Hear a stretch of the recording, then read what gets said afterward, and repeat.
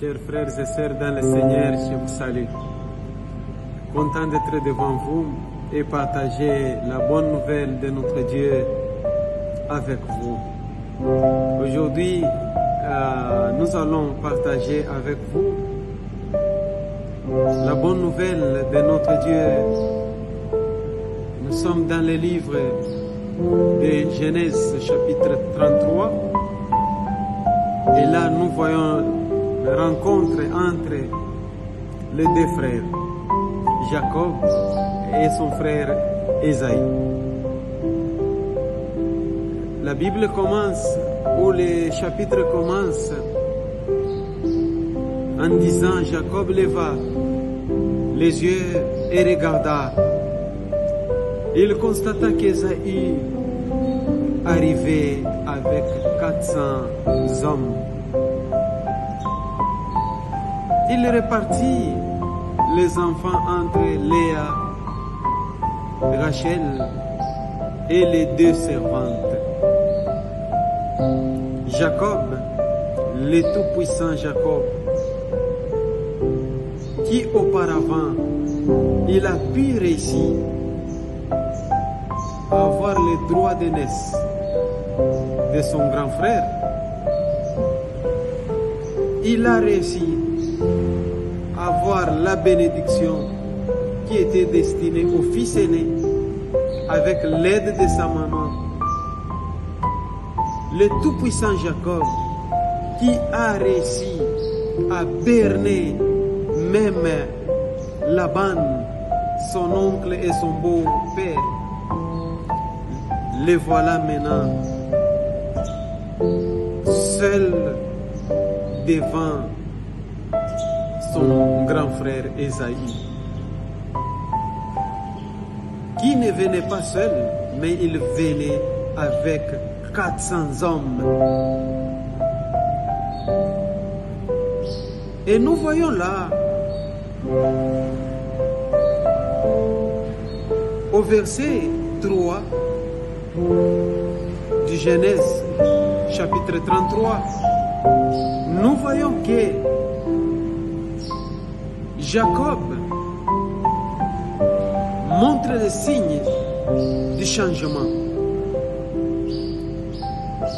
Jacob, il passe lui-même devant son équipe, devant sa famille. Il prend ses responsabilités en tant que père de la famille. Il passe devant. C'est la première des choses. Chers frères et sœurs, tu as une responsabilité quelque part. Sois devant tes responsabilités à tout moment. Ne fuis jamais tes responsabilités. Jamais fuir ses responsabilités. Tu es responsable quand ça tourne bien, tout comme quand ça ne tourne pas bien. Tu es responsable de ta famille dans l'abondance, tout comme dans les galères. Et non pas fuir sa famille, parce que c'est la période où le temps des galères. Et non pas aimer sa famille seulement quand vous avez quelque chose. Non, chers frères et sœurs. Jacob, il nous montre l'exemple. Il passe devant pour aller à la rencontre de son grand frère qui venait après lui avec 400 hommes. On ne sait pas encore son intention était laquelle. On ne sait pas. On ne sait pas l'intention d'Ésaïe. Pourquoi il marchait contre son frère avec 400 hommes? Il voulait les tuer ou il voulait se réconcilier? On ne sait pas. Mais c'est que nous savons que Ésaïe marchait à la rencontre de Jacob avec 400 hommes. Alors, nous voyons parler encore une fois, chers frères et sœurs,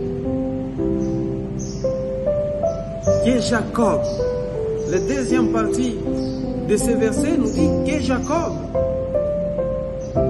il s'est prosterné cette fois à même le sol. Les Jacob qui étaient capables de berner tout le monde, les voilà maintenant se prosterner à même le sol. Qu'est-ce qui est arrivé dans la vie de Jacob? Est-ce que c'est la peur d'être tué par son grand frère? Ou il y a quelque chose d'autre? Mais nous, pour comprendre cela, c'est bien de reculer un peu en arrière, voir le chapitre 32, à partir du 25e verset. Nous voyons que Jacob était resté seul. Et Jacob, cette nuit-là, il a lutté avec un homme.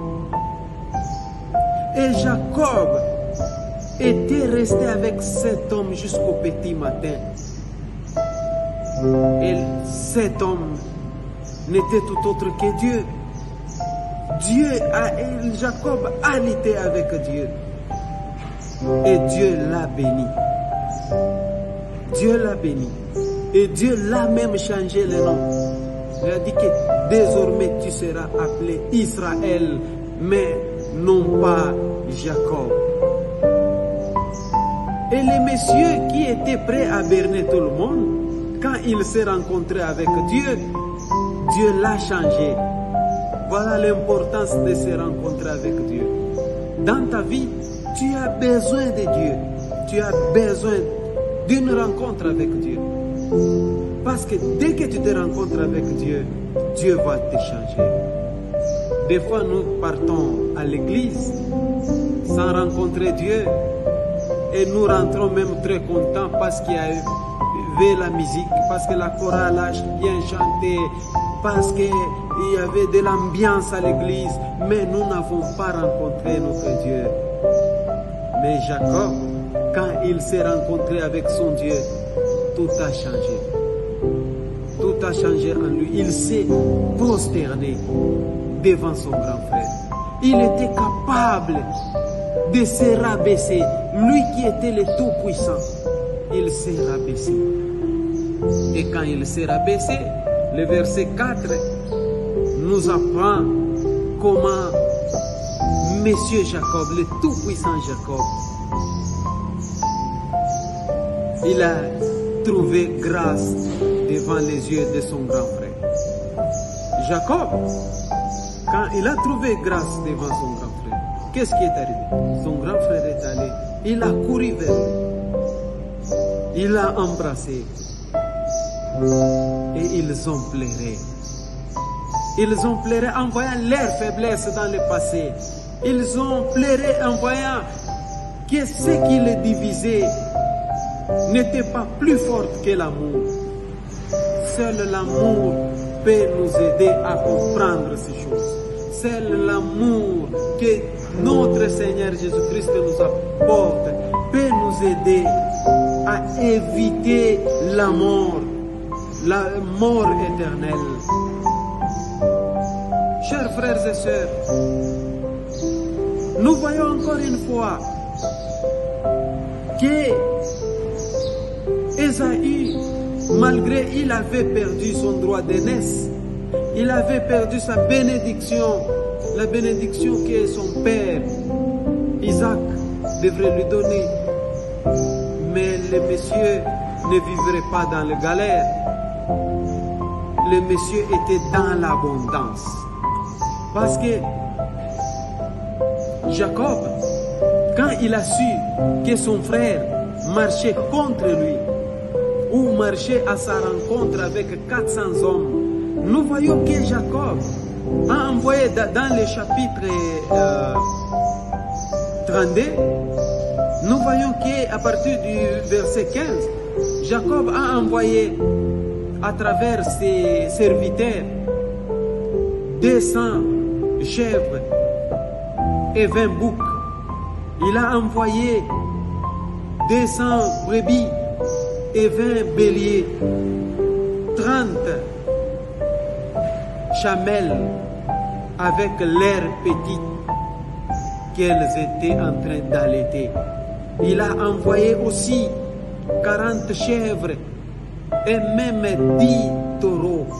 Il a envoyé encore 20 ânesses et 10 ânes pour essayer de corrompre son frère, pour essayer de montrer à son frère que voilà, toi tu aimais le matériel, toi tu aimes la vie, voilà, prends ça. Mais son frère, nous voyons dans le chapitre que nous exploitons aujourd'hui, que Ésaïe a refusé cela en disant dans le verset 9 que je suis dans l'abondance, mon frère. Garde ce qui est à toi, garde ce qui t'appartient. Et nous voyons ici que la bénédiction n'est pas nécessairement ce que nous pensons. Pour nous, la bénédiction, elle est matérielle. Pour nous, la bénédiction, c'est les avoirs. Ce que nous avons sur cette terre, nous disons que c'est la bénédiction. Mais nous voyons que Ésaïe qui n'avait pas eu la bénédiction de son père, mais il était dans l'abondance. Alors qu'est-ce que la bénédiction? La bénédiction, c'est d'avoir le Seigneur Jésus-Christ. C'est d'avoir Dieu avec toi. Jacob, qui avait reçu la bénédiction de son père, dans les chapitres précédents, nous voyons qu'il s'est rencontré avec les anges, il s'est rencontré avec Dieu, et Dieu a réitéré cette bénédiction, Dieu a réitéré les promesses qu'il avait faites à Abraham et à son père Isaac. La bénédiction, c'est d'avoir Dieu. La bénédiction, ce n'est pas les biens matériels, car les biens matériels, nous les aurons toujours.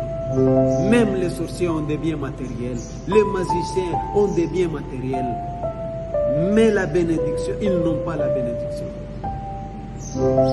Tu peux avoir des biens matériels sans avoir la bénédiction.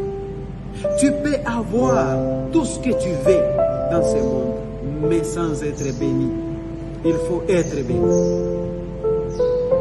S'il vous plaît, chers frères et sœurs, soyez bénis. Gardez le Seigneur Jésus-Christ avec vous.